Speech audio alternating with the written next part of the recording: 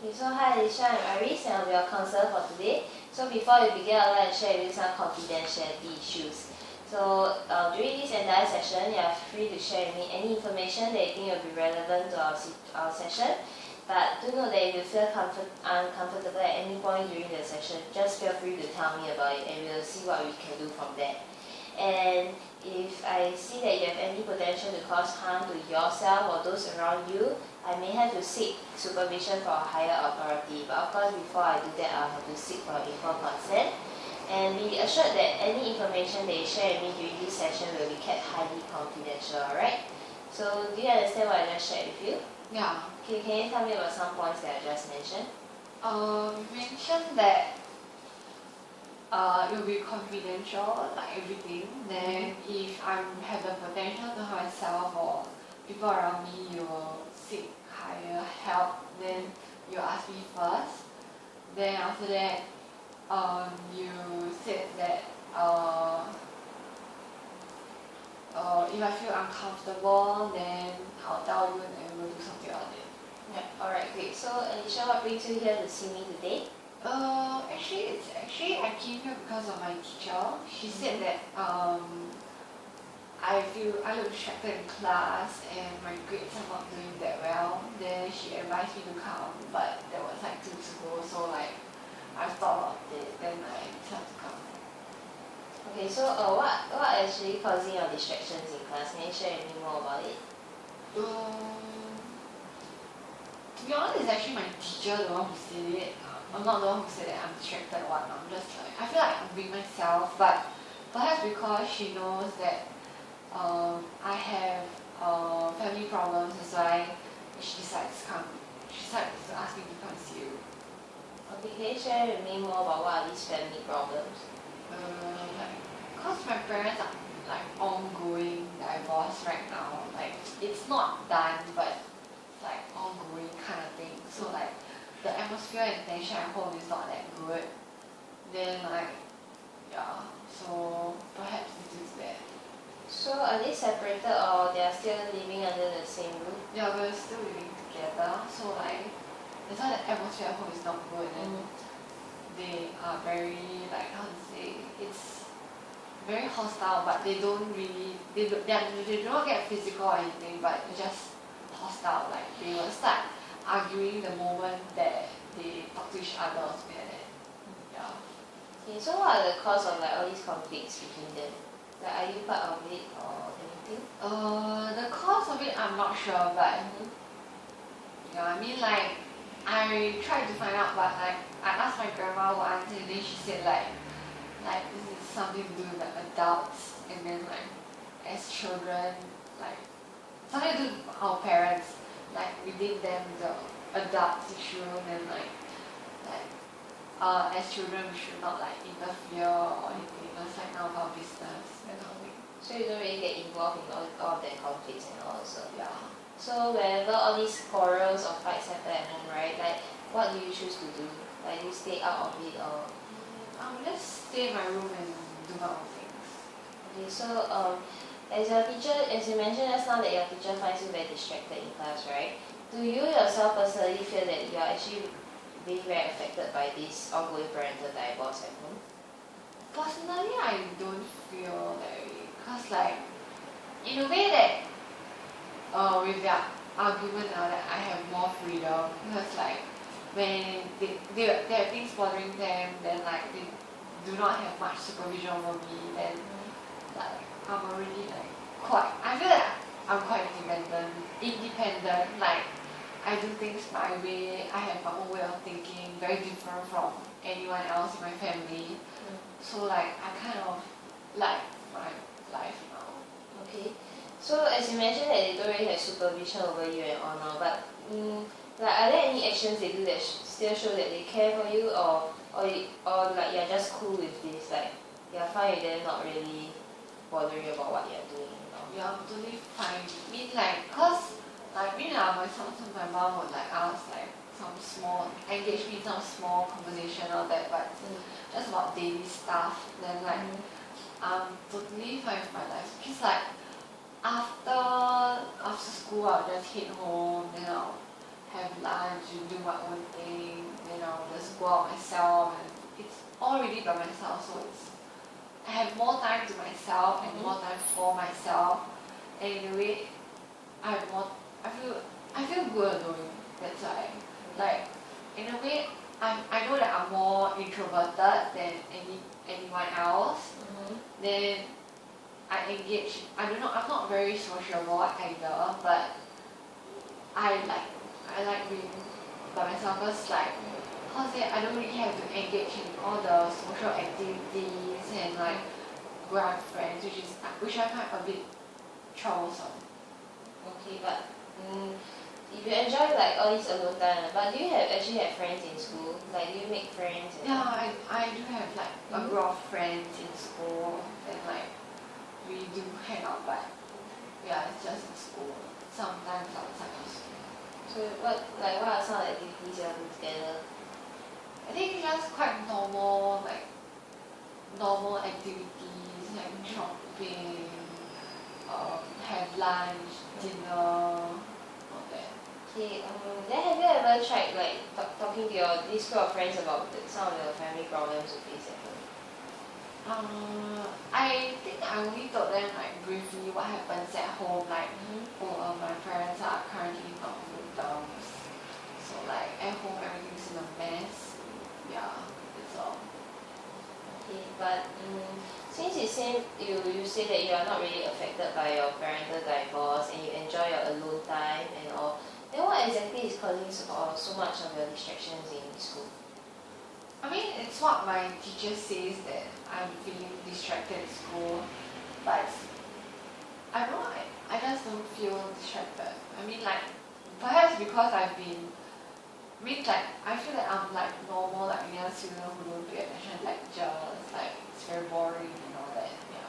But I don't feel that I'm very affected by what they think might be my family problem. Okay, so like, what are some of the things you do when you don't pay attention in class? Like play with your phones or? Yeah, all that. Play with my phone, like chit-chat with my friends, or just sleep. Okay, then how are you doing in school now? Like your performance in school, like your grades and all, is it okay or desirable so far? I would say average or perhaps below average. Okay, so are you satisfied with your grades now? I mean, of course not, but well, I'm still working. I have not finished school, so I guess I can still improve it. Okay, so like, do you engage help from friends or teachers when you face problems in your schoolwork and all? Yeah, I mean, like, I do like ask my friends about all the schoolwork problems. I'll ask them, or like maybe just talk. Also, I'll like WhatsApp them, like message them. Teachers, maybe I'll just like email a few questions or like ask them in person. That's all. Okay, so you're still working to improve your grades and all? Yeah, I guess so. So far, you are currently studying a polytechnic, right? Yeah. Is your second year or first year? Second. Second year. So has your grades actually improved over the semesters or yet? It didn't. Yeah. So it dropped or maintained? I think it dropped. Have you ever thought about like what could be the cause of this drop in grades? Perhaps. Never really given much thought, but I guess it really can be the family issue. I mean, I think it's been a year and they're like still dragging about it. Never really resolved it, so at home it's constantly that bad atmosphere. I don't really like it. Then do you actually face problems like concentrating at home when you do your revisions? Or do you do your revisions outside? I do my revision at home as I've said, I'm like quite introverted, so I spend time alone. Then I spend most of the time in my own room doing my own thing. So I feel at ease in my own room, like it's my own place. Then like it has all of my stuff that I need. Then yeah, I feel more comfortable in my own room. My own room also. So like yeah, I'll do my revision at home. So like sometimes, most of the time, my parents will try not to argue or bicker at home, but it usually happens when they think that I'm asleep, but most of the time I'm not, so I can hear their arguments, but I wouldn't really want to bother the contents, so I don't really go and remember. Yeah. Okay, then have you ever shared about all these parental conflicts that you are facing at home with other people other than that group of friends that you mentioned? No. No, so you only mentioned to that group of friends so far. Yeah. Have you really come to like open terms with them, like really shared with them thoroughly about it, or you just briefly mentioned about the problem? Briefly mentioned. Then what is actually holding you back about not wanting to share with them your problems, since they are the only source of outlet that you release your problems to? Because I think that like I don't trust them enough with my own personal issues. Like how to say, cause like this is my personal issue thing. It's like it's like really, how to say, it's like okay, like let's say like a circle and label it personal stuff. And then like the most general things would be like at the outer layer of the circle, like I guess my school and all that. Then the most inner circle I would refer it to like my own thoughts and feelings about my own thoughts and feelings and family. So like this is something really personal for me, and I feel that to be able to share such thing requires me to be able to trust the person enough to know that this person will stay neutral and like not be so over dramatic and exaggerated, have an exaggerated reaction towards what I have to say. Then I will be able to share. If not, cause like how to say, I know that like parental conflict it may be common now, but towards my friends, like my generation may not be, because we are still a lot of my friends' parents are still together. Like it's a pretty normal kind of family image you will get like everywhere. So like they may think that my issue may be like very dramatic for them, and it's like a big thing for them, and then I'm afraid that they might see me in a different light. Like they will view me as, oh, she's like, whenever they would perhaps like if I were to tell them and then like there's certain discussions, then they will start to think, oh, she has issues, maybe we shouldn't ask her or something like that, which I don't want to happen, because like after I still want to be treated as someone who's okay, normal and fine with everything, doesn't need to be concerned over about my family issue, because personally I don't feel affected after all. So it's fine for them to mention it, and yeah. Okay, so you prefer keeping the problems to yourself, like keeping it within yourself, right? Yeah. Okay, so you mentioned earlier that you're actually not affected by all these problems and all, but then just now you also mentioned that probably your grades actually dropped and has been affected by these parental conflicts happening at home. Yeah. So have you ever tried sharing anyone, like telling your teachers about it, like, okay, I feel that, like your teacher will send you here, have you ever tried saying that probably I feel that my grades have been affected because of these family problems that you're facing and all? No, I've not. I mean, like my teacher found out through this like bursary application form I submitted, which requires like me to submit about my family's information. Then I think the school like told her about it, because it's a recent thing. And to apply for it, I think I had to. It was quite troublesome for me because it was still ongoing, and it was going to happen in like a few months later, which is quite soon. And it might affect the bursary, so I guess she know about it and like keep talking to me about it. I mean, she's like those kind of overly concerned kind of teacher, so yeah. But personally, I really don't feel affected. Like, because my relationship with my parents have been like, how to say, it's not that passionate, but neither is it that neutral. It's just cold, but it's not that cold either. It's more of like we have this engagement of like, oh, how you been? Like it's really small talk. It's like talks between strangers. That kind of conversation we have, but sometimes we might probably talk about like, because sometimes we have like family gatherings go to, then yeah, we'll talk about it, and yeah, just a bit of conversation. Okay, so currently, do you feel that keeping the problems to yourself is actually the best solution to your problem so far? For me, for my personality, I think it's okay, because like, people may think that I overthink things, but sometimes I like to just think about certain things by myself, and then like talk to myself. Though people may think that I'm weird or something, but alone time is important for me. Okay. That's why I keep things to myself. Okay, I understand that because you mentioned to me that you're more like an introverted person, and so probably you choose to keep the problems to yourself. But you also must understand that, okay, I would like to share with you more about, like, do you actually ever thought of like blotting out your problems is actually not a very healthy way of like doing, like, solving them? Sometimes I would think that it's not good, because like sometimes it may be too much to take, but then again I would afterwards I'm okay. Okay. I would like to share with you a bit more about like when you bottle out your problems, right? I would like to tell you that, okay, so firstly, if you always choose to bottle out your problems, you know that, okay, for example, if you take this as a bubble, you are surrounded by this bubble of problems.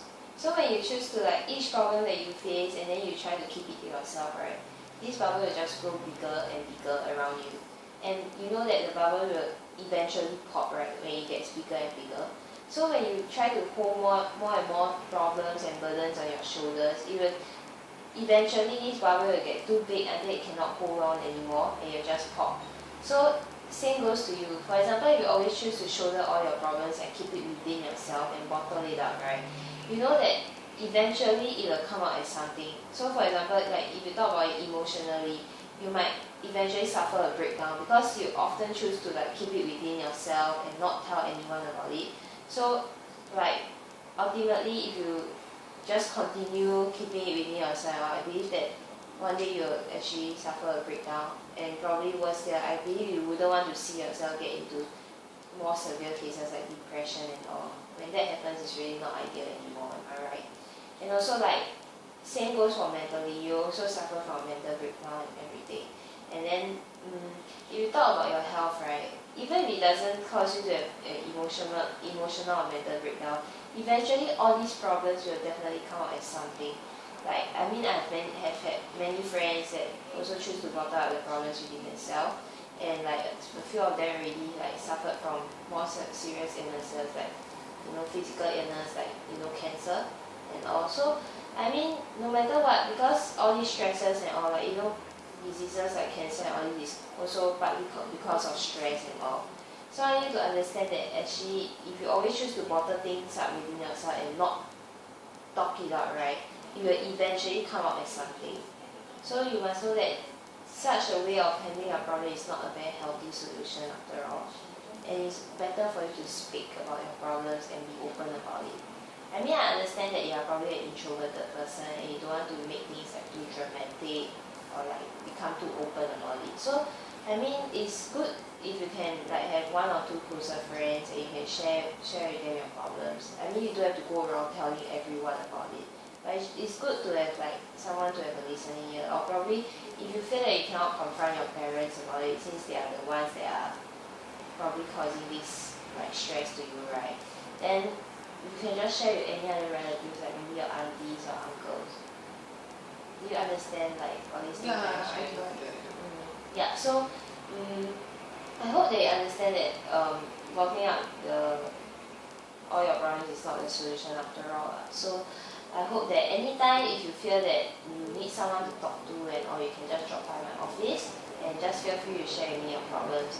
And of course, I don't think our session will just end here today because I'd like to guide you along and slowly aid you along this process of being more open with your problems and being willing to share more about it. And also because I don't want you to bottle up all your problems within yourself.